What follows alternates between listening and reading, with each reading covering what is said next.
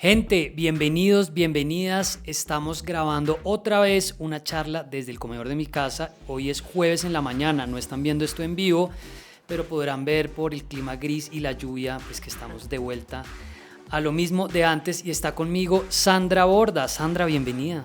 Muchas gracias por la invitación, Carlos. Pues estaba haciendo cuentas, Sandra y yo hablamos en persona hace casi un año, ya vamos a ir a eso, el 17 de marzo.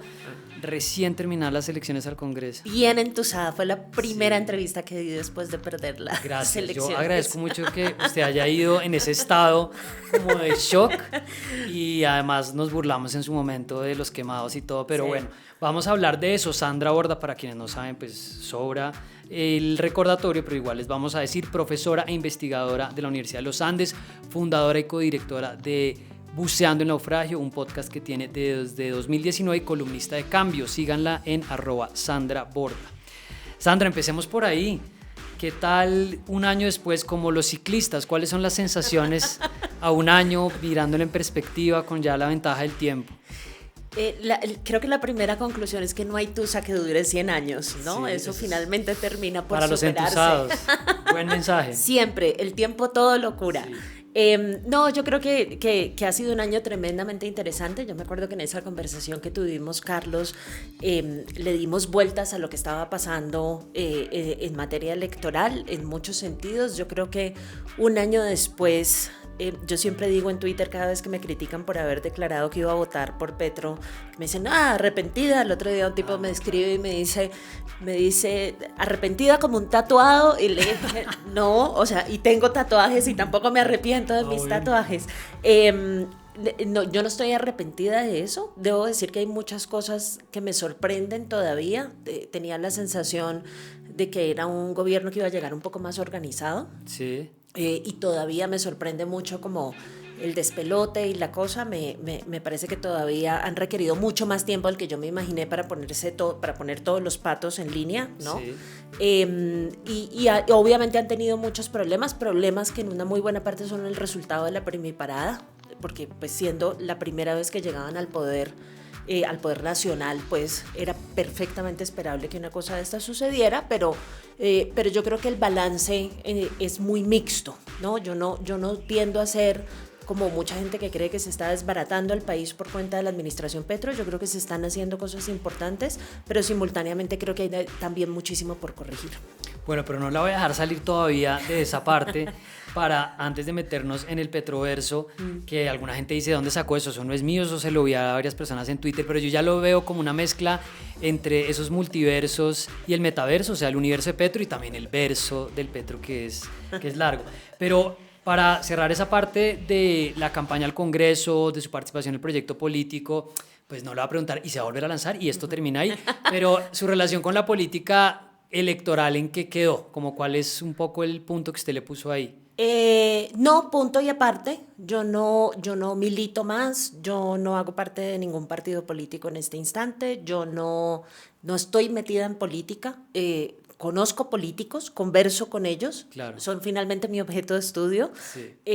pero no, punto y aparte. Digamos, todos los días, no todos los días porque no todos los días pienso en eso, pero cada vez que pienso en eso tengo reacciones que son como medio emocionales y medio racionales distintas. Unas veces pienso que fue un ejercicio súper interesante, del que aprendí mucho y que disfruté mucho. Luego unos días no descarto completamente volver a hacer una cosa de ese tipo. Otros días digo, no, esta tranquilidad no la cambió por nada. Sí, yo me metería más en ese bando si fuera yo. Sí, digamos, poder acostarse a dormir sin tener un montón de cosas en la cabeza dándole vueltas, dormir bien, despertarse bien, poder hacer ejercicio, poder trabajar. Mi trabajo, digamos, como académica, es un trabajo que yo aprecio muchísimo porque es un trabajo con pausa, que da tiempo para la reflexión y demás. Entonces pero me divido ciertamente más inclinada hacia el segundo escenario que es el primero. Sí, yo estuve hablando con Ariel Ávila, recién empezaba el Congreso y él estaba como si viniera de una guerra, o sea, trasnochado, con ojeras, no se había podido leer la mitad de las cosas que tenía que leerse, bueno, ¿y cómo estará ahora? Sí, no debe ser fácil. Para conectarlo con el tema del nuevo liberalismo, usted ya no está en el nuevo liberalismo, pero creo que es un un tema relacionado interesante, la explosión de estos partidos. Al final esto terminó siendo peor, o sea, Sí. ¿cómo lo ha visto? No, yo creo que Hasta Pastrana. seguimos, sí, no, o sea, más o menos en una caja de Kellogg's empezaron a salir. Muñequitos de Sí. partidos. Yo creo que estamos muy en mora de una reforma política. Y estamos en mora y deberíamos hacerla antes de que el escenario en Colombia se convierta en un escenario parecido al de Perú. Perú, yo tengo la impresión, es el resultado de lo que sucede cuando uno no tiene partidos políticos. Y claro, Jan Baset, el otro día un colega del Rosario, que también es muy tuitero, decía el otro día, los partidos políticos no son populares ni siquiera, digamos, conceptualmente hablando. No es que se hayan vuelto impopulares ahora son impopulares, pero conceptualmente no pueden ser populares, digamos, tienen que hacer una cantidad de tareas que no son gratas y demás, pero son absolutamente necesarios, organizan la discusión política, organizan el debate, organizan la contienda electoral. Entonces, creo que ese camino que estamos transitando hacia mayor caos y mayor proliferación de partidos con cero significado ideológico, político, con pocas plataformas diferenciadas, creo que nos puede meter en un lío grande. Así que uno quisiera que el Congreso estuviera pensando en este momento seriamente en meterle el diente a la reforma política, aunque por lo que se ve desde afuera parece que no hay mucho entusiasta alrededor de eso. No, además, hay una contradicción entre todo el mundo haciendo fila para tener su muñequito de partido y hablando, o más bien es contradictorio, sino es precisamente eso, ¿no? Y hablando de las listas únicas en la supuesta reforma que choca. Así es. Le recomiendo a la gente ese episodio de Buceando el Naufragio sobre Perú, donde están con Gabriel Silva y con Felipe Botero hablando del tema de los partidos en particular. Creo que es interesante. Volvamos al tema de la crisis, como esas camisetas de América del Sur que seguramente la gente más joven no tienen la memoria, pero nosotros sí. ¿De crisis? ¿Cuál crisis? Ya pasaron unos días largos entre la salida de los 3 ministros, todavía están frescas las denuncias contra el hijo del presidente Petro, contra el hermano, y pues se habla de un problema de gobernabilidad frente a muchos cambios también de viceministros, de cómo está gobernando el presidente. Y usted en una de las columnas de Cambio hablaba sobre eso, más enfocado hacia el tema del servicio exterior, pero yo creo que se puede ampliar. Voy a leer una cita de esta columna, un problema de consistencia. Dice: alguien podría arguir que el problema con los nombramientos hoy es peor que con administraciones anteriores, pero mucho me temo que no.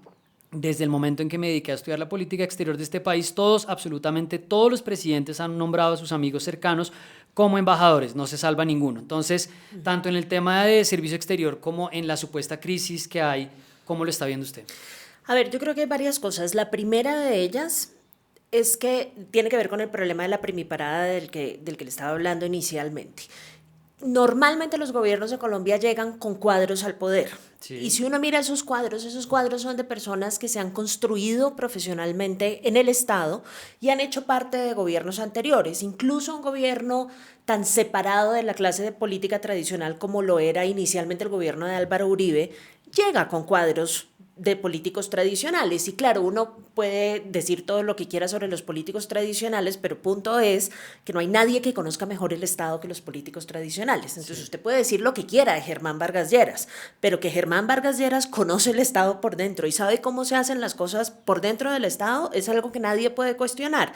Entonces, cuando llega un gobierno de esta naturaleza que no pertenece a la clase política tradicional, pues llega con personas que no conocen el Estado por dentro. ¿Sí? Y que además ni siquiera ha terminado de nombrar a todos los que tiene que nombrar porque no tiene suficientes personas. Adicional a eso, tienen una desconfianza casi que estructural hacia los miembros de la clase política tradicional, en parte, creo yo, legítima y fundamentada. ¿Eso a qué los lleva? Pues a cometer todos los errores que hemos estado viendo que se han cometido hasta este momento, con un agravante, y es que siento que muchas de las personas que se están estrenando en el sector público tienen un balance que yo creo que es un balance nocivo entre sus bullet points ideológicos, sí, y su actitud de aprendizaje, ¿no? Entonces, claro, usted me puede decir a mí, pero a ver, ministras de Minas han llegado un montón y ministros que no tenían ni idea del sector energético, pero aprendieron. Estaban con la actitud y con la voluntad de aprender. Cuando usted llega con un aparato ideológico y político tan fuerte, su espacio para el aprendizaje se tiene que reducir automáticamente. Y eso en el sector público, creo yo, es un gran problema. Sí. Entonces el resultado es gente que usted ve que se equivoca todos los días y adicional con un problema grave que yo le veo a este gobierno que todavía no ha podido diagnosticar bien por qué sucede, y es que son muy poco compactos. En los gobiernos anteriores había miles de líos entre los ministros, habían unas garrateras terribles en los consejos de ministros, digamos, eso no es nuevo, pero había contención de la información. Con este gobierno es como hay como un nivel de transparencia excesivo que yo creo que les está minando muchísimo la legitimidad. Eso. Desprolijo, Muchísimo. Como dicen los argentinos. Totalmente, porque claro, como además usted no tiene estrategia de comunicación, porque cada cual agarra su cuenta de Twitter y suelta por ahí lo que quiere, entonces el problema con el que se enfrenta es que tiene multiplicidad de canales que no están construidos estratégicamente para lidiar con audiencias particulares, y entonces termina soltando mucha más información de la que debería, termina además ventilando líos internos y adicionalmente termina haciendo mucho más evidente y mucho más consecuente el problema de la falta de preparación de muchas de las personas que están en este gobierno. Entonces mi queja a veces con los críticos es, los críticos dicen, pero ¿cómo va a llegar esta gente a esos puestos que no tienen ni idea de dónde está parada? Y bueno, vayámonos para atrás, que hay más de uno, yo diría la gran mayoría de los que llegan a esos puestos, que llegan por negociaciones políticas y no porque estén preparados. Sí. Entonces ese no es realmente el problema. El problema, alguien decía alguna vez, uno no necesita ministros expertos, uno lo que necesita es que la estructura de ahí para abajo esté bien armada y que el ministro esté en actitud de aprendizaje y pueda hacer cosas proactivamente. Parte del problema que creo que existe es que la actitud de aprendizaje está muy reducida a su mínima expresión. Ahí se habla de una tensión con la tecnocracia, ¿no? Estaba leyendo un ensayo de Catalina Lobo Guerrero en La Silla Vacía interesante sobre este punto alrededor del Plan Nacional de Desarrollo, PND, y decía una de las cosas que Petro en una conferencia en París decía: la tecnocracia termina siendo siempre conservadora. Sí. Sí es cierto que ahí termina habiendo una tensión, o también se empieza como a agrandar esa idea. A mí esa discusión sobre la tecnocracia me parece fascinante. El otro día estábamos en un space y alguien decía, no, es que este gobierno se divide en dos, ¿no? Los ministros tecnócratas y los ministros más políticos, ideológicos. Gabriel era el tecnócrata. Imagínense, además Cecilia López Ocampo, perdón.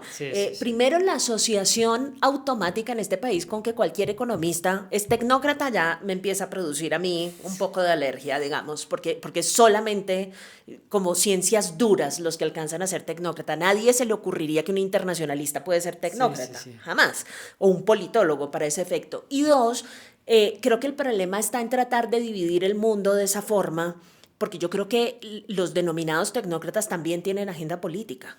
¿Cómo no van a tener agenda política? O sea, ¿quién diría que Cecilia López o que Ocampo o que Alejandro Gaviria no tienen agenda política? Sí. Y no estoy hablando de agenda política personalizada, digamos, que ellos quieran ser algo. Estoy hablando de tener ideología en la cabeza y de tener, digamos, una concepción del mundo particular, que es lo que permea su visión de cómo se tienen que manejar sus distintas carteras. Entonces esa división a mí no me gusta mucho. Y adicionalmente me parece que en el gobierno Petro hay gente que desde otros lugares, digamos, ha desarrollado conocimiento y está en perfectas condiciones de contribuir, pero es como si automáticamente hubiésemos llegado a la conclusión de que si uno es de izquierda no puede ser tecnócrata. Sí. Que creo que hay, entonces en esa discusión, es una discusión que creo que tenemos que pulir mucho, porque es una discusión que a mí me da la impresión es súper pro status quo. ¿No? Es ser tecnócrata, valorar los tecnócratas y promover la tecnocracia termina siendo convertido, cuando es mal entendido, en una forma de mantenernos en el statu quo y de no producir cambios. Yo creo que tenemos que revalorar el uso del término. Claro, porque entonces la tecnocracia termina asemejada como a atajar cambios. Exacto. O no meterse en procesos que puedan poner en riesgo lo que ya está. Exactamente. Bueno, y en la tecnocracia también vuelve al tema del servicio exterior y en particular a la manera como Petro se ha posicionado y a las peleas que ha casado. Entonces, hablemos un poco de eso. También usted hablaba hace poco en un hilo en Twitter sobre El Salvador. Hablé este fin de semana con César Faguaga de Factum en El Salvador sobre el fenómeno de moda Nayib Bukele. Y usted decía, a pesar de ser un presidente con grandes aspiraciones internacionales, Petro sigue teniendo una forma de atender los asuntos externos profundamente parroquial. Los medios, las redes sociales y los mensajes revelan a un presidente que sigue mirándose el ombligo. 6, 7 meses de esto, pues usted escribió esto hace apenas unos días. ¿Cómo está viendo la relación de Petro, de esta, que me acuerdo que en un momento lo vendían también para Santos, ¿no? Figura regional, líder regional. Sí. ¿Será que estamos ante el Siempre. líder regional? Sí. Sí, y todos tienen aspiración de ser líderes regionales. A ver, digamos, hay varias cosas que a mí me preocupan de esto.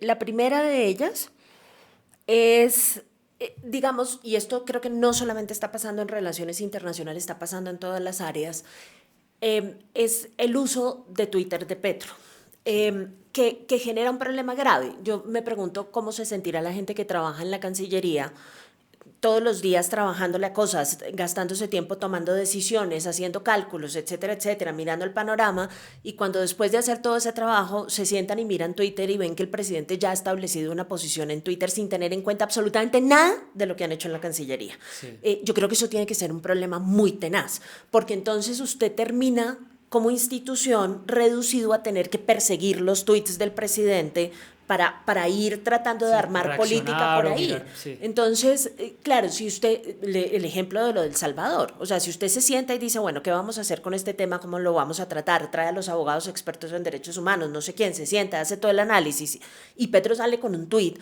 usted ya tiene que desbaratar todo lo que acaba de hacer y tratar de construir una declaración, digamos, tratando de coincidir en algo con el contenido en Twitter del presidente. Eso, a menos de que usted sea un funcionario, pues como super sui generis, que no esté interesado en mantener su trabajo y que diga, no, qué carajos, a mí no me importa lo que dice el presidente, yo me voy a sentar a hacer esto a mi manera y entendiendo las cosas desde mi punto de vista. Yo no le auguro mucho tiempo a ese funcionario si se ponen esas tareas en la Cancillería. Entonces, yo creo que eso sucede con muchas carteras y parte de lo que pasa con eso es que uno, digamos, Petro es un tipo muy inteligente, nadie le niega eso, pero uno no puede saber de tantos temas al mismo tiempo. Sí. ¿Sí? Eso es imposible.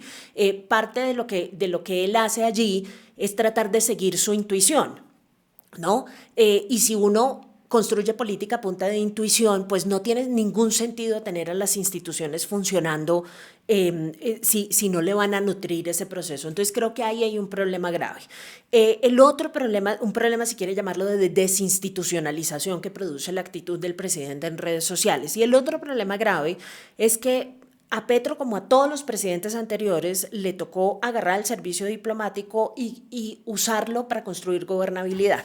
¿Sí? Eso es lo que han hecho todos. Todos, absolutamente todos.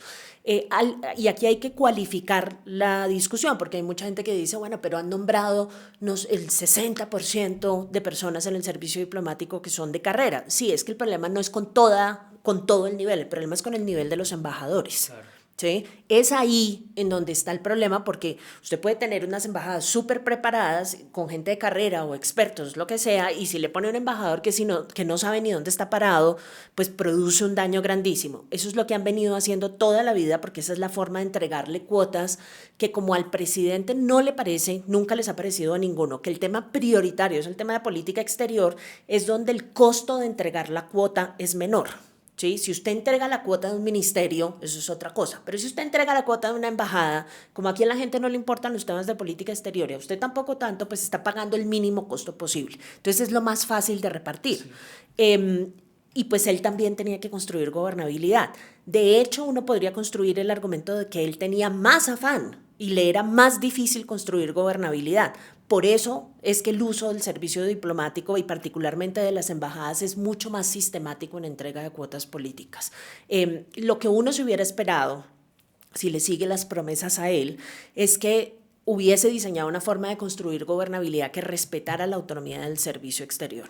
Ese es como la autonomía y la profesionalización del servicio exterior. ¿Qué hacen? ¿Ofrece las embajadas? Porque, por ejemplo, estaba diciendo Alejandro Gaviria en Caracol que le ofreció cuando se reunieron en la embajada en el Reino Unido, que yo les había dicho que le había ofrecido algo y no se sabía qué era. Esa es la práctica más tradicional de este país. Eche a un ministro y ofrézcale una embajada. Además, no tener a Gaviria aquí haciéndole oposición a la reforma. Pues es que para eso es.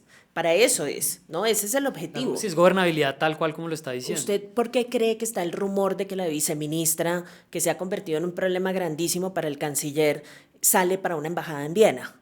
Pues pues porque es la única forma de contener un poco el daño que funcionarios con agravios pueden generar cuando salen del gobierno. Pero yo le iba a preguntar, de hecho, por el canciller Leiva y la viceministra Laura Gil, ¿por qué se le ha convertido en un problema? ¿Y cómo ha visto usted esa gestión, esa relación? No, pues ni idea, porque digamos todo lo que vemos es el chismerío en medios de comunicación, que insisto, me parece, digamos, muy complicado. Uno no puede manejar una institución de esa forma, pero lo que dicen los medios de comunicación es que no es una relación tensísima, que hay maltrato de parte del canciller, que hay digamos también una ambición de la viceministra también un poco desbordada, que no se han podido entender. Alguien me decía la semana pasada en la Cancillería que ya básicamente no asisten a reuniones juntos, sino que como que se hicieron una división del trabajo para no encontrarse. Buenísimo. Entonces, no, imagínese, o sea, y eso además es una tendencia en el gobierno. Más de un ministro tiene un problema grueso con su viceministro. Sí, en trabajo también está pasando. Exacto, entonces el problema ahí, digamos, más allá de las desavenencias personales y demás, que el chisme es lo que me parece menos interesante de todo, es que eso sí tiene un efecto en el funcionamiento de las instituciones. Entonces, sume todo lo anterior, o sea, sume los nombramientos políticos en las embajadas, sume que no se dirijan la palabra estas dos personas, sume la cosa de Twitter de Petro, o sea, yo sí siento que estamos en un escenario de política exterior mucho más deteriorado de lo que lo tuvimos en el pasado, sin con ello querer decir que en el pasado hayamos tenido una época de oro. Sí, no, Iván Duque, no salgas a decir nada, por favor. No, por favor, esos son los últimos. Pero entonces, ¿le ha gustado algo el servicio? Pues no, el servicio exterior, porque es un tema más amplio. ¿Le ha gustado o algo en particular que reconozca de lo que ha hecho el canciller o lo que ha tratado de hacer el ministerio? Hay varias decisiones que a mí me gustan mucho en materia internacional. La primera decisión y más obvia es el proceso de normalización de las relaciones con Venezuela. Que claro, uno le hace seguimiento a eso, lo que ha pasado de ahí en adelante, y hay cosas que se pueden ajustar, que se pueden mejorar, pero yo creo que eso ha funcionado bien. Me parece que la mano del ministro de Comercio allí ha sido fundamental, porque digamos él es una persona que estuvo en el Andrés Bello y conoce la relación bilateral muy bien y sobre todo la cosa comercial, y eso ha ayudado muchísimo. Entonces creo que esa decisión fue una decisión acertada. Lo que se haga con eso de aquí en adelante ya veremos, pero para empezar estuvo muy bien.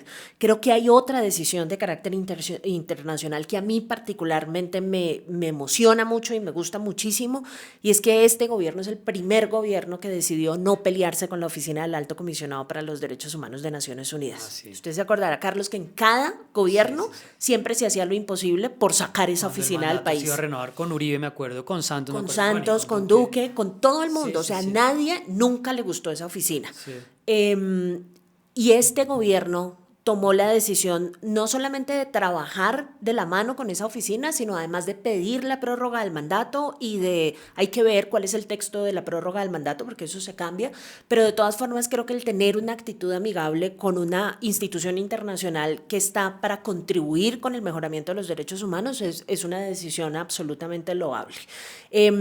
Hay otras decisiones de las que yo creo que tienen buena intención, pero que todavía están muy lejos de producir resultados. La iniciativa de la política exterior feminista de la viceministra me parece una muy buena iniciativa. Yo solamente quisiera que el canciller y el presidente algún día se refirieran a eso. Incluso la propia Francia Márquez, digamos, la vicepresidencia es el lugar de los temas de género y desigualdad. Uno se imaginaría la vicepresidencia abrazando esta iniciativa y yo veo a la viceministra absolutamente sola con su iniciativa de la política exterior feminista. Yo creo que ahí hay un potencial para producir cambios a nivel internacional y a nivel doméstico simultáneamente inmenso, pero está muy sola con eso. Y mientras ella esté sola, eso va a ser parte de su agenda personal, pero no va a ser parte de la agenda de gobierno. Hablemos para cerrar este punto algo sobre feminismo, porque pues, no es una novedad que Gustavo Petro siempre ha tenido relaciones difíciles con el movimiento, fue un tema en las elecciones al Congreso, por supuesto en las elecciones a la presidencia, ya tiene críticas muy abiertas de distintas feministas que pues sobre funcionarios que han tenido, bueno, para no ir lejos, quien iba para embajador en Arabia Saudita o en algún país. Sí, en Arabia Saudita, el Víctor de Correa. Pero entonces tenemos un antecedente que pasó un poco de largo, pues que fue que Petro sacó a 2 ministras y ni les avisó. Sí. Esas sí podían decir, me acabo de enterar. Total, sí. A la ministra del Deporte, pues ahora exministra María Isabel Urrutia, y a la exministra de Cultura Patricia Ariza. Y vimos también ayer, pues que no es culpa de Petro, pero tengo que mencionarlo porque lo estábamos justo comentando antes de empezar la entrevista, y es el director de la policía, Henry Sanabria, que ayer sacó era como un video institucional, una celebración del Día de la Mujer, donde decía: el encanto de la mujer alegra a su esposo, y si es sensata, lo hace prosperar. El polémico mensaje en el Día Internacional de la Mujer, dice Infobae. ¿Cómo ve esta relación de Petro con el feminismo? También a propósito del Día de la Mujer, el 8 de marzo ayer, que pues vuelven estas discusiones y vuelven algunos reproches y críticas al gobierno. Sí, es una relación muy rara, ¿no? Porque, digamos, parte de lo que lo primero que hay que decir es que estructuralmente hablando y tradicionalmente hablando, la izquierda latinoamericana nunca ha sido feminista, ¿sí? Eso sobre todo esa claro. más tradicional. Sí, la claro. tradicional, la de siempre, la de toda la vida, ¿no? Claro. La desarrollista, la no sé qué, esa izquierda nunca ha sido feminista. De hecho, todo lo contrario. ¿Sí? Eso es importante dejarlo claro. Solamente las nuevas versiones tipo Boric en Chile Exacto. tienen una agenda feminista clara. Y es preciso decir que mucha de esa izquierda tradicional vieja, medio machista no, machista y media, hace parte del gobierno Petro, ¿sí? Entonces ahí hay una tensión que no es difícil de resolver, porque mucha de esa izquierda tradicional está ahí adentro. Mire, yo misma creo que Petro hace parte de eso. ¿Sí? O sea, a mí Petro no me parece un presidente feminista. Sí, se lo ha criticado, de hecho su hija, Sofía Petro, lo ha dicho. O sea, es un tipo, como diría Víctor de Currea, hijo de su época, que todavía no ha logrado, digamos, una transformación radical de su forma de ver las relaciones de género y de su forma de entender a las mujeres. Entonces, cuando usted tiene en la cúpula a una persona que todavía no ha logrado hacer esa transición, y de ahí para abajo tiene tan pocas figuras enganchadas con el tema de género fuertemente, es muy difícil pensar que este gobierno sea un gobierno feminista, ¿sí? Claro. O sea, insisto, usted tiene una viceministra por allá hablando de política exterior feminista, pero eso no es suficiente para cambiarle la actitud completamente al gobierno. Ahora, tienen decisiones puntuales que a mí me parece que van en la dirección correcta. Ayer, por ejemplo, Día de la Mujer, la decisión sobre las mujeres en las cárceles. Así que es como una especie de indulto para Exacto. madres de familia. Para madres de familia y demás, con delitos menores y ese tipo de cosas. Me parece que eso era una cosa que estaban en mora de hacer hace mucho tiempo, y que es un gesto acertado en dirección de esto. Pero el resto, yo no siento que haya una política pública estructural pensada en materia de género. Fíjese, para que se dé cuenta de las grandes contradicciones. Están hablando en la Cancillería de Política Exterior Feminista y usted va a mirar la cantidad de embajadores hombres que ha nombrado este gobierno y es una cosa vergonzosa. Ahí no se está cumpliendo. Pero ni paridad. Ellos habían prometido paridad en los nombramientos de los embajadores y tienen una vicecanciller que había prometido paridad en los nombramientos de los embajadores, y los nombramientos de los embajadores son de lejos mayoritariamente masculinos. Ahí no están cumpliendo la cuota de género. Y por lo que se dice de la forma de gestión del canciller, creo que hay aproximación de género, no hay por ninguna parte. Entonces, yo creo que esa tarea quedó por hacerse. Si hubiera un mediano compromiso serio con eso, Petro y su uso sistemático de Twitter ya hubiera salido a decirle algo al comandante de la policía sobre esta barbaridad que escribió ayer. Ahí sí no tiene el Twitter prendido. Ahí sí no encuentra el celular. Ahí sí no. Sí, es cierto. Porque pues además ya ha sido una actitud reiterada del comandante de la policía. Y póngase a pensar que eso en una empresa privada con mínimas políticas de género ya le hubiera costado el puesto a una persona. Sí. Entonces, digamos, si no toleramos eso en la empresa privada, ¿cómo estamos tolerando eso en el sector público? Eso no tiene ningún sentido, es absolutamente agresivo con las mujeres eso. Yo veía el video y pensaba, este tipo al final sabe que puede hacerlo, no le importa, claro. y ahí sigue dándole cuerda. Es casi desafiante, con virgen y todo. Sí, pues porque está muy atado, por supuesto, a sus creencias religiosas. Sandra, hablemos de medios de comunicación. Ahora sí, yo tengo una opinión extensa sobre eso que espero desarrollarla en otro espacio porque me interesa oír la suya, pero pues solo diría como preámbulo pues que esta semana tuvimos estas denuncias grandes desde Cambio, desde Semana, que a veces se parecen un poquito, pues ha habido como una especie de emoción de los editoriales de radio arrancando la semana. Yo vi al de Luis Carlos Vélez como excitado de poder decir que se venía abajo el gobierno, y pues en general uno ve a la prensa más tradicional muy volcada hacia la crítica, también los mismos titulares de La Silla Vacía como sacando cada vez que se puede como la debilidad o los errores del gobierno. ¿Cómo lo ha visto en estos 6-7 meses? Yo alguna vez escribí algo por ahí en Twitter diciendo, yo lo único que quisiera es como algo de ecuanimidad, ¿no? Entonces quisiera ver el mismo empecinamiento, el mismo tesón que estoy viendo ahora, haberlo visto con Duque. ¿Sí? El mismo cuidado en hurgar y sacar y sacar y sacar. Yo, digamos, tengo que decir que me parece que lo que están haciendo los medios de comunicación en la medida en que están investigando y están denunciando está perfecto, ¿sí? Mi único agravio es, ojalá lo hubieran hecho antes también, ¿sí? Ojalá el intento de constituirse en tercer, cuarto poder, ¿qué es lo que le dicen ustedes? Sí, no, pues yo creo que ya está bastante más abajo en la lista, pero sigue sí, siendo un poder. Pero la capacidad de monitorear, de estar todo el tiempo poniéndole el ojo a las cosas, a mí me parece absolutamente loable. Ahora, ¿qué es la parte de esto que a mí no me gusta mucho? Uno, que siento, oyendo programas de opinión, siento la voz del gobierno y la voz como de ese sector político todavía muy callada. El otro día hablaba con alguien y me decía, no, pues claro, ¿cómo no van a estar callados si es que el problema es que todos los líderes de opinión que teníamos en esos programas ahora trabajan para el gobierno? Y les dije, mala planeación, han debido dejar a unos por fuera. Afuera. Porque el problema es que a mí me pasa muy seguido en esos programas de opinión, como que volteo a mirar y digo, caray, ¿dónde está el petrista de esta mesa? ¿No? Que no hay nadie que vaya a defender esto, entonces ahí hay un problema, ahí hay un problema grave y creo que está pasando lo mismo. Usted lee las columnas del Tiempo y son dos preguntas, una, ¿dónde está el petrista? Y dos, ¿dónde está la mujer? ¿No? Porque entonces creo que en términos de opinión, no de periodismo en sí mismo, pero en términos de opinión creo que estamos todavía muy echados para un lado. Y eso es algo que creo que se tiene que revisar. Y la otra cosa es que, digamos, que es mi queja de siempre, las denuncias cuando están acompañadas de interpretación a mí me preocupan mucho. ¿Sí? Porque cuando uno no está preparado para hacer la interpretación desde un lugar de análisis medianamente objetivo, tiende a convertir las denuncias en esta vaina se la llevó el carajo. ¿Sí? Entonces, aquí no se puede decir putas, acá supongo. se puede decir groserías, porque esto no se monetiza, esto es antiviral.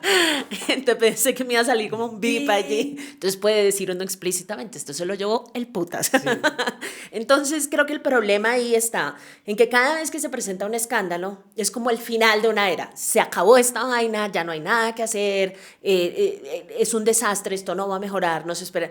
Y creo que eso es muy contraproducente, porque no le deja espacio a la gente para armarse una opinión un poquito más mesurada y un poquito más medida sobre estas cosas y le sigue apostando a esta vaina súper polarizadora, de acuerdo con la cual el gobierno en este momento está destinado única y exclusivamente a ser un fracaso. Claro, y a defenderse por otros caminos y a salir a redes sociales y a la gente en la calle. O sea, yo creo que para quedarnos en este punto un poco más, yo creo que un periodista tendría a mano la respuesta que usted dice sobre que le hubiera gustado ver eso antes, diciendo, no, pero es que, y pues siempre lo van a tener, no, pero es que mire que nosotros sacamos esto, sacamos esto. Sí. Yo lo veo también como un tema un poco del enfoque y del enmarcado que le dan a las denuncias, ¿no? Como las muestran y lo que quieren decir sobre eso. Así es. Pero sobre el otro punto que también me interesaría conocer su opinión, hablando con mis amigos que están en el sector privado, sí, parecidos a los burgueses, como estamos muy mal. Y o sea, los amigos suyos que sí hicieron plata. Que sí están haciendo plata. Yo también tengo muchos de esos. Sí, entonces es terrible porque en esos chats es catastrófico lo que está pasando. Entonces yo les decía, pues evidentemente ustedes tienen razones para estar preocupados, pero es que si se la pasan solamente consumiendo eso, entonces a mí lo que me preocupa es como el ciclo que eso genera, ¿no? Entre el mismo sector privado, los empresarios, porque pues todos están como un poco en esto que los hace seguir estando desconectados de qué es lo que la gente está pensando. Sí, y fíjese que además entonces les quita la posibilidad de entender, y aquí me van a gritar tibia por todas partes, que el resultado Piensa, por ejemplo, en la reforma de la salud, que el resultado que puede salir de todo este proceso de tira y aflojes no es ni el que Petro y los radicales querían, ni el que los partidos tradicionales querían, sino una cosa que va por la mitad. ¿Sí? Y ese tipo de gente que está consumiendo la versión de ese lado o la versión de este lado solamente, ninguno va a quedar contento. Claro. Ninguno va a quedar contento, porque los de este lado van a decir, no, lo que proponía Corcho era lo ideal, y los del lado de allá van a decir, no, es que lo que había era que tumbar esa vaina y no dejar que pasara. Y mientras tanto, digamos, perdemos por completo la noción de que esta vaina tiene que ser acordada, todo el tiempo tiene que ser acordada, y que lo que vamos a sacar es una reforma a la salud que va a hacer transformaciones no tan radicales como querían, no tan dramáticas como querían, pero que va a producir resultados para algunas personas en materia de la prestación del servicio, y eso son buenas noticias. Pero no hay constituo en sí, porque los medios ni los opinadores los están creando para celebrar que eso vaya a pasar. Claro. Todo el mundo va a quedar emputado. Perdón, otra vez. Sí. Pero pues, y no tenemos en su mejor momento a Fajardo y a Robledo. No. Pues que están muy amigos y están ahí lanzando su partido y todo, pero por ahí tampoco es. Pero sobre ese punto a mí me llama la atención, porque yo pensaba, cuando Petro finalmente presenta la reforma a la salud, que se identifica más con la versión de Corcho, específicamente las EPS, yo decía, pues él también está calculando eso. Claro. No es ningún bobo. Y si usted me pregunta en ese tema político de la reforma a la salud, el gobierno cometió un error enorme. Porque yo le puedo apostar a usted que la versión de la reforma a la salud que va a salir es una versión de la reforma a la salud que va a dejar tranquilo a Alejandro Gaviria, ¿no? Sí. Luego no había ninguna necesidad de sacarlo del gobierno. Sí. No había todo lo contrario. Si eso termina siendo una versión que él podía aceptar, y que la ministra de Agricultura y que el ministro de Hacienda podían aceptar y el director de Planeación Nacional podían aceptar, se hubieran ganado un escudero como Alejandro Gaviria defendiendo esta cosa y diciendo, mire, finalmente logramos sacar una vaina y esto son buenas noticias para el mundo. Al contrario, se ganaron un opositor automáticamente porque tomaron la decisión de sacarlo sobre la base de que pensaban que había filtrado un papel, que sea cierto o no sea cierto. Uno no toma decisiones estratégicamente de esa forma. Sí. Uno no toma decisiones porque está herido, porque le filtraron una vaina. Tienen que pensar un paso más adelante y mucho más allá del agravio puramente personal. Y eso que hicieron con él es un error. Se ganaron al tipo que va a ejercer oposición frente al gobierno de la forma más sensata, más racional, con argumentos que podían tener. Él no va a salir a hacer una oposición abierta, sino lo va a hacer como lo hace, así, diciendo cositas. Que con eso ya hace suficiente daño. Ya hace daño, claro. Escribía un artículo en Portafolio, Pacho Miranda, diciendo que Petro había quemado un poco esos puentes con el centro de lo que había logrado cuando empezó a conformar el gabinete. Yo creo que esos puentes nunca existieron. Pero, ¿no? No sé si lo estoy parafraseando bien, pero decía básicamente que la salida de Gaviria ya un poco empieza a romper. Yo sabe qué es lo que creo. Lo que creo es que Petro tiene a estas personas ahí, no porque esté haciendo ningún puente con el centro, porque además ninguno de ellos es una gran figura política del centro. Y no tenían votos. Y no tenían votos. Entonces, yo lo que creo es que es una cosa mucho más pragmática, y es que Petro sabe perfectamente que esas fichas son las fichas que le permiten presentarse todavía como alguien que no se ha pegado a la radicalizada del siglo. Ahora, ¿qué tanta función de contrapeso hacen ellos ahí adentro? No sé, de pronto sí, pero la función dura de contrapeso en este momento la están haciendo los partidos tradicionales, ¿sí? La reunión de César Gaviria con Efraín Cepeda y Dilian Francisca diciendo, estas son mis líneas rojas, eso es mucho más eficiente que cualquier cosa. Estamos en manos de los almuerzos de Gaviria en su sala museo. Claro. De César Gaviria. Sí, terrible. Pero fíjese, digamos, yo estoy de acuerdo con usted, desinstitucionalizado, y además uno ve esos tres personajes y dice, esta gente está poniendo estas líneas rojas buscando qué, ¿sí? Porque uno ya no confía que lo estén haciendo en favor de la salud de este país. Bien del país. Pero el punto es que independientemente de las intenciones, están ejerciendo un contrapeso que en este momento yo creo que es absolutamente necesario con el gobierno. No, a mí me das risa porque yo en últimas también estoy de acuerdo. Es como, no más políticos tradicionales. Y lo decía en algún otro programa, es como, no, me noto que los políticos tradicionales tienen que ver esto. Noto que esto tiene que pasar por el Congreso. Es como, pero pues así está todos los que están preocupados con eso de Gaviria. Sandra, pues se quedan un montón de temas, pero quiero cerrar con uno ya que además se identifica con esto que yo estoy haciendo, con lo que muchos intentamos de tener una tribuna. Hablemos un poco del podcast de Buceando en Naufragio. Uh-huh. Está desde 2019, está ahora en una nueva etapa con el exministro Gabriel Silva. Ustedes están hablando sobre todo de política internacional. Los últimos episodios que les recomiendo sobre Perú y Ucrania, que también Ucrania como que salió del radar de todos acá. ¿Cómo ha sido esa nueva etapa? ¿Cómo ha sido tener audiencia, construirla, el proyecto finalmente? ¿Qué tanto hace parte como de sus prioridades en este momento? Hablemos un poquito de eso. Yo creo que, digamos, lo que hace usted, Carlos, y lo que hacemos nosotros en una muy buena parte tiene el mismo espíritu, y es llenar unos huecos enormes que existen en los medios tradicionales. El hueco enorme que nosotros estamos tratando de llenar, que eso, mejor dicho, de llamarle hueco es todo un piropo, es el tema del cubrimiento de las noticias internacionales. Sí, sí, sí. Porque nosotros no tenemos análisis sobre temas internacionales en ninguna parte. Y el cubrimiento de las noticias es a punta de cables y cosas. Nosotros pocas veces tenemos corresponsales porque eso sale carísimo. Entonces, poco cubrimiento y cero análisis. Entonces, desde el momento en el que yo pensé por primera vez en Buceando en el Naufragio, pensé en una cosa que se encargara de cubrir un poco eso, y a veces le hacemos entrevistas como gente de afuera para que nos ilumine más en los temas y demás. Con la llegada de Gabriel intentamos hacer una cosa que a mí particularmente me parece un ejercicio súper interesante, y es el cubrimiento de lo internacional desde la visión de la académica que pasó por el sector público 2 años de su vida y no más. ¿En dónde? Yo le escribía discursos internacionales a Ernesto Samper al final de su mandato. Vea usted. Sí. Interesante. Sí. Y nunca más volví al sector público después de eso. ¿Y cómo era eso? Hagamos un pequeño paréntesis ahí. Le hice una entrevista, a mí me gusta mucho como figura retórica y política el expresidente Samper, es una de las mejores entrevistas para mí. Sí. ¿Qué tal fue eso? Pues yo estaba muy joven, estaba recién graduada de la universidad. Sí. Y en ese momento existían las famosas consejerías, la Consejería de Asuntos Internacionales, que en ese momento se fusionó con la Consejería de Comunicaciones, y el consejero, que era José María de Guzmán, alguien a quien aprecio muchísimo, sabía de temas de comunicaciones, pero menos de temas internacionales. Entonces me llevaron a que les echara una mano con los temas internacionales, y la función principal era escribir discursos, contestar cartas. Por allá le ayudé a contestar una carta a Gaddafi. Chévere, escribir discursos y cartas. Sí. Me gustaría hacerlo alguna vez. A mí me gustaba, la verdad que le digo que me gustaba mucho, porque siempre, pues obviamente lo mío siempre ha sido mucho más escribir que cualquier otra cosa. Sí. Y digamos, fue un trabajo que disfruté mucho a mis muy tempranos 22 años. Bueno, vean, si no sabían, Sandra Borda escribió discursos hace mucho tiempo para la presidencia. Sí. Bueno, pero le cierro el paréntesis. Usted decía que en el podcast, claro, el complemento entre Entonces el complemento entre la académica y el practicante de la política internacional. Usted sabe, Gabriel fue embajador. 2 veces embajador en Estados Unidos y bueno, ha trabajado muchos temas internacionales. Y queríamos hacer una cosa adicional, y era también incorporar discusiones sobre política interna. Claro. que con este gobierno ha sido mucho más fácil, porque este gobierno tiene muchas posiciones sobre temas internacionales. Entonces, ahora el próximo episodio que vamos a hacer también vamos a hablar de El Salvador. Parte del análisis es esta posición de Petro acá. ¿Qué es lo que significa? ¿En qué contribuye?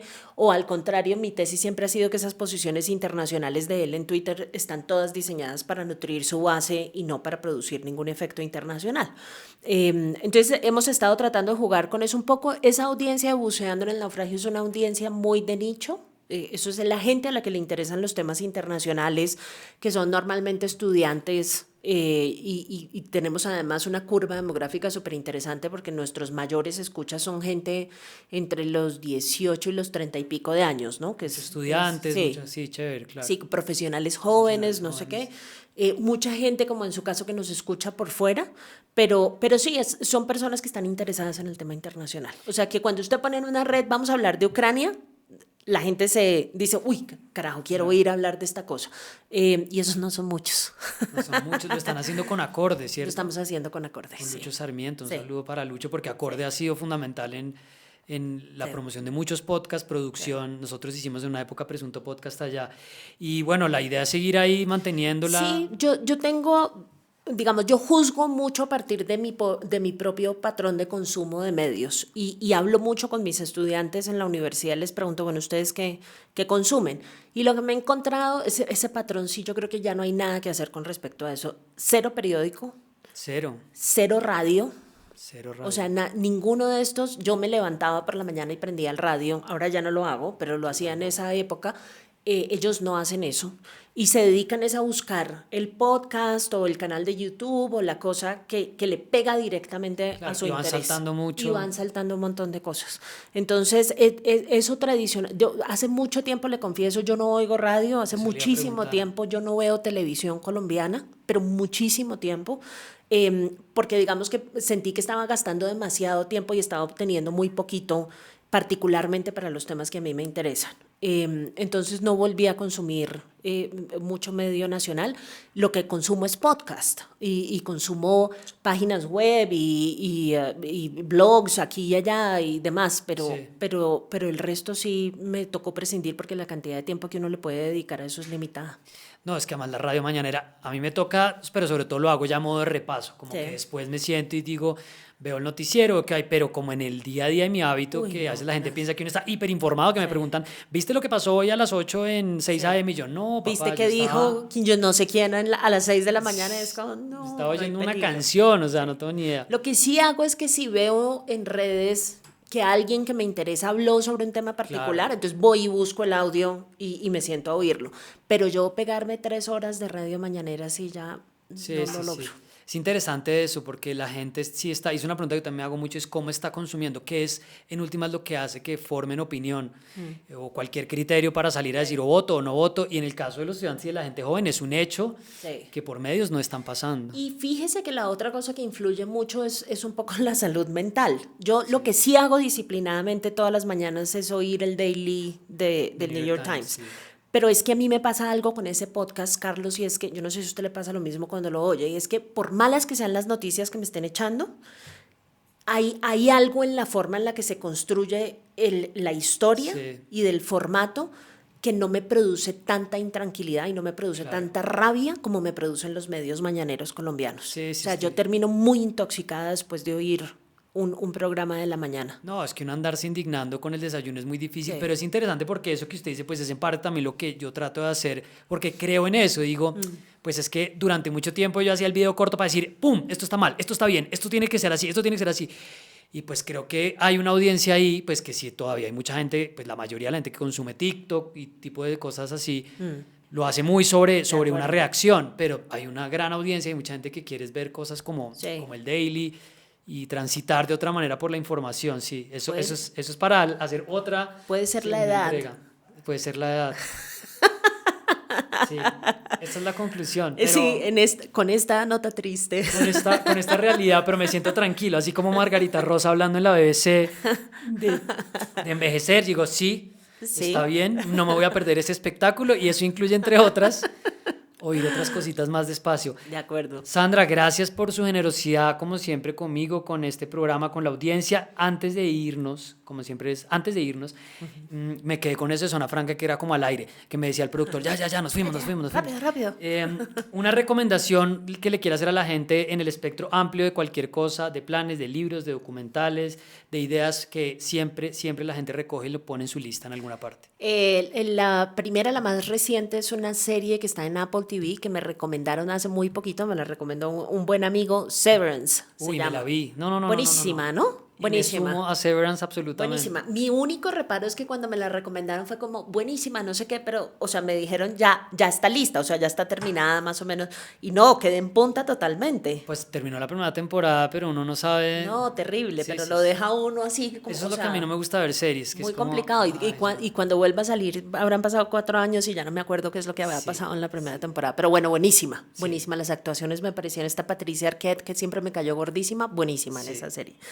Y la otra es un libro de un académico que se llama Javier Corrales, que creo que se escribió uno de los textos más interesantes sobre la llegada del chavismo a Venezuela. Está todavía en inglés, se llama Autocracy Rising, pero yo me supongo que saldrá en algún momento en español. Es una lectura es una lectura desde la ciencia política, desde la academia de la llegada al poder del chavismo y de su consolidación en el poder. Súper interesante, muy bien hecho este libro. Vamos a ponerlo ahí en pantalla. Esto para la gente que no lo tiene claro va por YouTube y ahora también estamos en Spotify. A veces la gente se queja que es que, ¿por qué en inglés? ¿Por qué en español? Yo le digo, no, aquí la gente recomienda en el idioma que quieren, señales de humo, en clave Morse, porque es que si no... Cada cual lee lo que quiere. Capitalista, colonialista, en fin. Sí, no. Pero no, yo sé que la audiencia que nos ve entiende como que esto es finalmente un menú de ideas, de opciones, de recomendaciones. Sandra, gracias. No, con mucho gusto, qué gusto volver a conversar. Volvemos a repasar pronto. Ya está claro que la tusa del año pasado pasó. Las Sí. tusas pasan, gente. Si les gusta este proyecto, apóyennos en patreon.com/charlas con Charlie. Seguiremos con más entrevistas, más sesiones de escritorio y muy pronto estaré ya compartiendo algunos textos en La Silla Vacía. Nos vemos pronto. Chao.